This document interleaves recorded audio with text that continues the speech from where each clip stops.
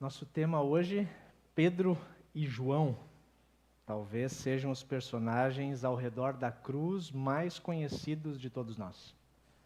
Pedro e João, dois discípulos bem próximos de Jesus e bastante citados nos 4 evangelhos. Se você já ouviu alguma história a respeito de Jesus, provavelmente ou Pedro ou João estavam juntos. O Pedro, antes de ser discípulo de Jesus, ele era pescador, sócio da companhia de pesca da família de Tiago e João. O João, o irmão mais novo de Tiago, os dois eram também pescadores. Os dois, Tiago e João, eram filhos de Zebedeu. E João e Tiago tinham temperamentos bem difíceis. Pedro também. Mas Tiago e João foram apelidados por Jesus de filhos do trovão. Tamanha era a impulsividade deles. Algumas vezes eles pediram para Jesus fazer cair fogo do céu, a fim de castigar aqueles que não estavam pensando como eles, que não estavam do lado deles. Sobre Pedro e sobre João daria para falar muitas coisas, mas eu escolhi começar por esse texto que a gente ouviu agora há pouco. Um fato que ocorreu antes, no dia anterior à crucificação de Jesus, quando o próprio Jesus chamou os dois e deu uma tarefa para eles desempenharem juntos. Jesus disse para Pedro e para João: preparem o jantar da Páscoa. A Páscoa que os judeus celebravam não era a mesma nossa Páscoa, né? Não tinha chocolate, eram outras comidas. Era a libertação da escravidão do Egito. E no jantar da Páscoa, naquele tempo, tinha pães sem fermento, ervas amargas, carne de cordeiro e vinho. Pelo menos essas coisas tinha que ter. Então os dois, Pedro e João, tinham a tarefa de preparar a festa. E eles perguntam, mas aonde nós devemos preparar tudo isso? Afinal, eles estavam sempre acampados, numa cidade, na outra. Onde é que a gente vai montar essa cena da Páscoa para a gente celebrar juntos? E a ordem de Jesus é, no mínimo, curiosa. Ele diz que quando os dois juntos, o Pedro e o João, entrarem na cidade, eles vão cruzar com um homem carregando água. E era para seguir aquele homem, e na casa onde ele entrar, perguntar para o dono da casa, onde é que nós vamos preparar a festa? Já imaginou você com uma ordem dessa? Não é muito simples de cumprir ela, né? Imagina, eu vou pegar como exemplo o Marcelo e Elisânia, que estão trabalhando hoje, né? Marcelo e Elisânia, vocês vão até o final da rua aqui, ali no finalzinho na esquina, vocês vão encontrar uma pessoa com um balde, tá? Não precisa nem falar nada, vai atrás dela e na casa onde essa pessoa entrar, vocês perguntam para o dono da casa onde é que vocês vão preparar a festa, porque vai vir uma galera para fazer uma festa e vai ser na casa dele. Não faz muito sentido, né? Quem de nós faria uma coisa dessa? E é um milagre que está acontecendo aqui, um milagre daquele que é eterno e vê o passado, vê o futuro diante dos seus olhos. Jesus está descrevendo a cena porque ele está vendo as coisas acontecer. Jesus tem total controle sobre tudo, sobre todos. E a tarefa dos discípulos é apenas obedecer, apenas cumprir a ordem que foi dada. Porque no fim vai dar tudo certo, por mais que pareça que não vai dar. Não faz sentido. Como é que eu vou abordar uma pessoa que eu nem conheço? Em vez de ficar questionando, será que isso vai funcionar? Mas como é que pode ser isso? Pedro e João vão e cumprem a ordem dada. Preparam, diz a Bíblia, no 2º andar da casa, cujo dono a gente não sabe quem é, não ficou o nome registrado ali. Prepara o jantar da Páscoa, a última ceia que comeram com Jesus e a primeira santa ceia cristã, conforme a instituição do próprio Cristo. E é interessante que esse lugar, que pelo jeito foi a primeira vez que usaram, depois disso acabou se tornando um ponto de encontro dos primeiros discípulos. Quando eles se encontram, é nesse mesmo lugar, depois da ressurreição, que eles estão juntos. E naquela história, Jesus está se despedindo do grupo e ele estabelece uma parceria que aos nossos olhos tinha tudo para dar errado. Pedro e João até agora não tinham feito nada juntos. Pedro era impulsivo, João também. Tinha tudo para dar errado, mas acabou dando muito certo. Tinha tudo para dar errado porque tanto Pedro como João gostavam de ser os primeiros. Estavam aprendendo a amar Jesus, estavam aprendendo a amar pessoas.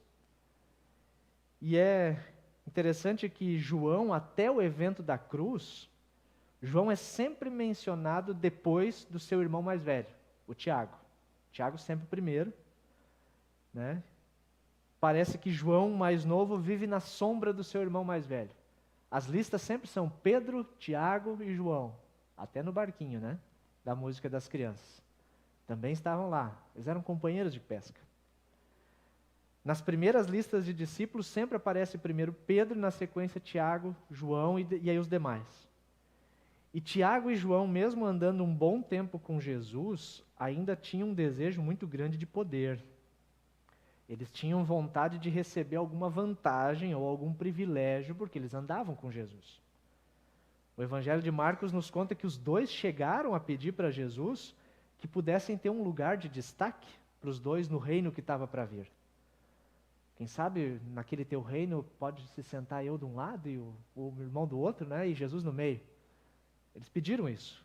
Outro evangelho conta que até a mãe deles pediu isso. Mas os meus filhos são tão queridos, né? Eles mereceriam um lugar de destaque aí nesse reino. O João, mesmo andando com Jesus, mesmo ouvindo a voz de Jesus, presenciando milagres, ele ainda ouvia também bastante a voz do seu próprio ego. Eu quero ser grande. João era o cara que quando alguém pensava diferente dele, quando alguém não agia conforme ele queria, ele pedia para Jesus mandar fogo do céu. Extermina essas pessoas. Esses aí não merecem viver porque eles não pensam do nosso jeito. Ele queria ganhar alguma vantagem, ele queria ter algum lugar de destaque, porque ele estava seguindo o Cristo prometido, então merece, né? Pedro era o cara que sempre era notado no meio dos outros. Pedro, quando alguém fazia uma pergunta, ele era o primeiro a levantar o dedo e já saía falando. Sempre tinha algo para dizer, mesmo que não fosse muito relevante, mas ele tinha aquela presença marcante, barulhento, chamando a atenção para si. Naquela noite da ceia, quando Jesus falou abertamente com eles, com o grupo dos 12, que um deles iria traí-lo, rapidamente o Pedro, em alto e bom som, disse, com o peito estufado, pode ser que os outros façam, mas eu nunca vou fazer uma coisa dessas. Eu não te abandono nunca, Senhor. Se preciso, eu morro contigo. E essa fala de Pedro nos faz pensar que ele se achava um pouquinho melhor que os demais. Tinha um pouco mais de autoconfiança no seu coração. Só que no momento crucial, naquele momento difícil, ele falhou como todos os outros falharam também. Pedro falou que não ia negar, que estava disposto a morrer com Jesus, e naquela mesma noite em que ele prometeu isso, negou Jesus por 3 vezes. O João, naquela mesma noite, pediu um lugar especial para Jesus. E a gente olha para esses discípulos e pensa, não aprenderam nada. 3 anos caminhando com ele. Como todos os outros personagens ao redor da cruz que a gente vem conversando, vem trabalhando, Pedro e João também refletem um pouco de como é a nossa vida.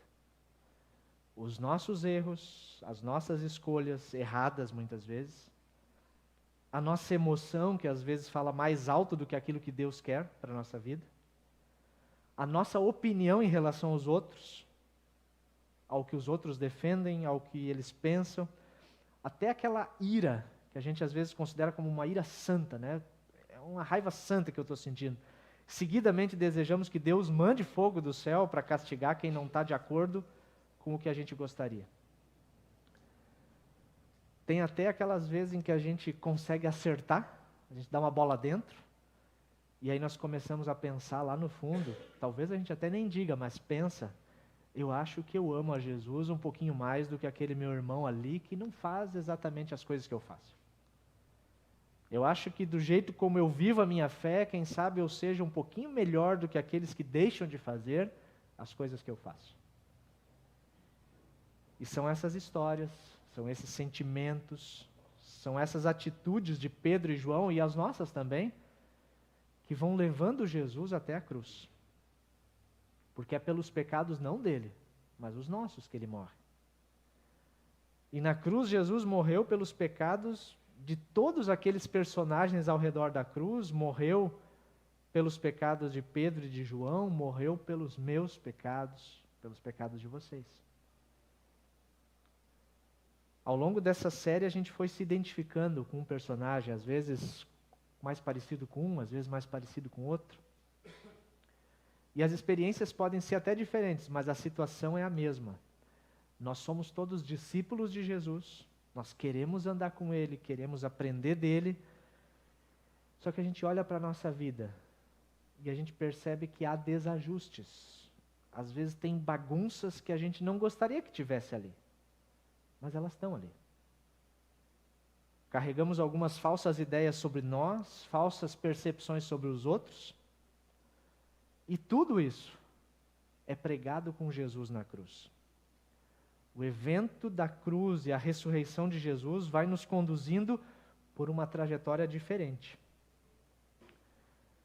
E talvez uma frase para a gente lembrar hoje, que a sombra da cruz pode ser o caminho para uma vida diferente, para uma nova vida. A partir da cruz, a gente descobre um caminho para uma nova vida. A gente passou um tempo olhando para personagens ao redor da cruz, né, que estavam lá na crucificação. Mas agora talvez o desafio é olhar para essas mesmas pessoas a partir da cruz, como elas viveram depois do que Jesus fez por elas. O João, a partir da cruz, ele se torna conhecido como o discípulo do amor. O João, que pedia para Jesus, queima todo mundo. Mais tarde, mais velho, mais experiente, mais amadurecido pela vida, mais tocado pelo amor de Jesus, ele é conhecido como o discípulo do amor. Filho do trovão, numa fase da vida, a partir da cruz, João é o discípulo cujas palavras mais transbordam amor. E um exemplo disso é o próprio Evangelho de João, que tem um estilo diferente dos outros três. Mateus, Marcos e Lucas contam a história mais ou menos do mesmo jeito. João não, João conta coisas que os outros não contam. E é interessante porque os evangelhos, às vezes a gente tem a impressão de que os discípulos iam caminhando e iam tomando nota, né? Hoje aconteceu tal coisa, mas os evangelhos não foram escritos assim, não foi um diário de viagem. O texto sagrado ele foi registrado alguns anos depois, por pessoas já moldadas pelo amor maior de Jesus. Quando João escreve o Evangelho, ele já demonstra muito de quem ele é a partir da cruz. O jeito de ele entender a história toda e os comentários que ele vai fazendo ao longo do texto, que ele mesmo explica muita coisa, já é um João a partir da cruz. É o discípulo que mais transborda amor em palavras, porque ele percebe que, mesmo quando ele andava com aquela bagunça no seu coração, com os seus erros, com o seu desejo de poder, querendo exterminar os inimigos em vez de amá-los, mesmo assim, Jesus o amou em todo o caminho. E a partir da cruz, Jesus te convida a amar também. Foi a cruz de Jesus que transformou o olhar de um João partidário, um João revoltado, em um João que observava cada detalhe do olhar amoroso de Jesus. O evangelho que mais fala sobre como Jesus olhava para as pessoas é o evangelho de João. Mateus, Marcos e Lucas não falam muito disso, mas João prestou muito bem atenção, marcou muito para ele. O evangelho escrito por João, a partir da cruz, é o que mais relata histórias pessoais de como Jesus lidava pessoalmente com cada pessoa com quem se encontrava e como esses encontros eram recheados de amor. A vida do Pedro, a partir da cruz, também é diferente.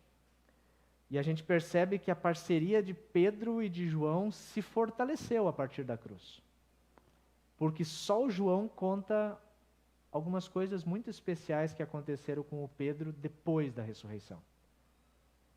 O Pedro, que negou Jesus por 3 vezes, é o Evangelho de João que nos conta que ele ganhou a oportunidade de 3 vezes dizer: Senhor, tu sabes que eu te amo. Lembra dessa história? Quando Jesus se encontrou com Pedro na praia, junto com outros discípulos: Pedro, tu me amas?